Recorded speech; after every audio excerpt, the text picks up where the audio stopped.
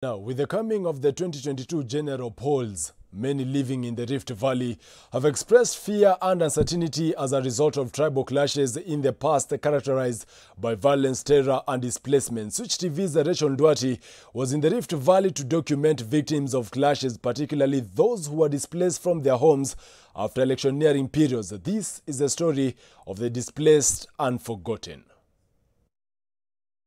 Kenya's Rift Valley.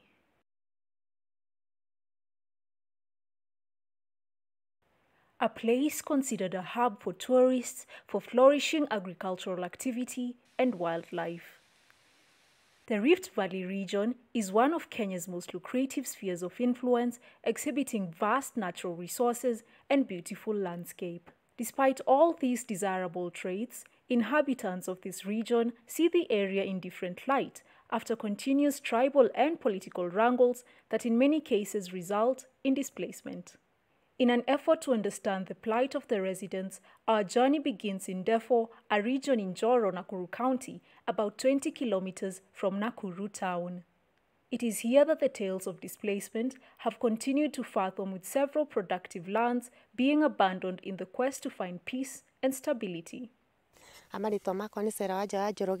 My name is Serawanja and I was born here. However, I do not live here anymore. I just come to cultivate the land, then I go back home.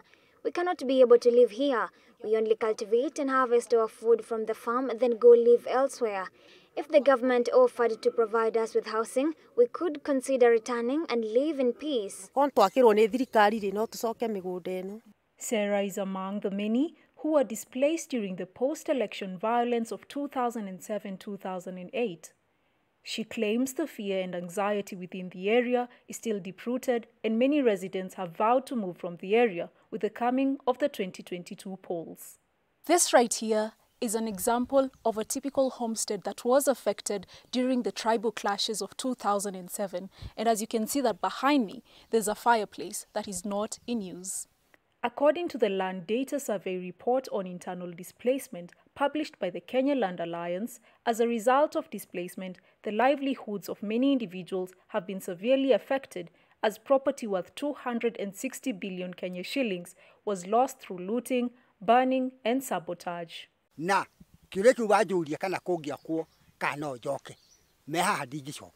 would rather live away from this place and grow, rather than stay here and continue to suffer every time there's an election. In my opinion, there's no point in returning to this place.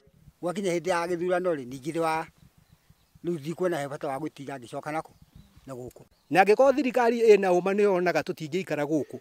the government feels that we cannot stay here, they should take these lands and plant trees while you look for another place to stay.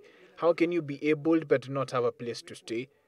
Here we borrow shelter, yet we have our own lands. Sometimes we feel like there's no government, because a country that has a government cares for its people and ensures the needs of its people are met.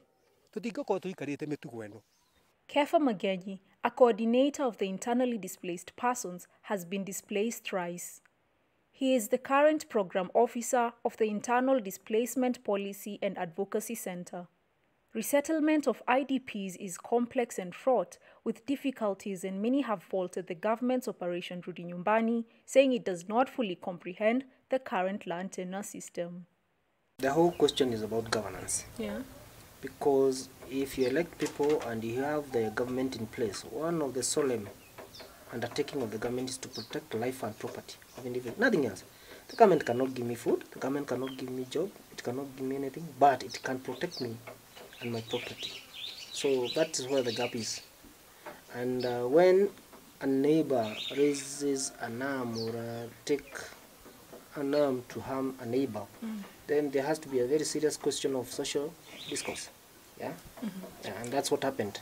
So it trickled down from the issues of governance down to the issues of social discourse. Because someone somewhere is rotten in his head. With the onset of the coming of the 2022 general elections, many people in this community are unsure on whether they will vote, lest they forget the scars of the past. Reporting from Nakuru County, in Ndeefo, my name is Rachel Ndwati. Thank you, Ndwati, with that piece, and let's hope the government gets to intervene in that particular situation.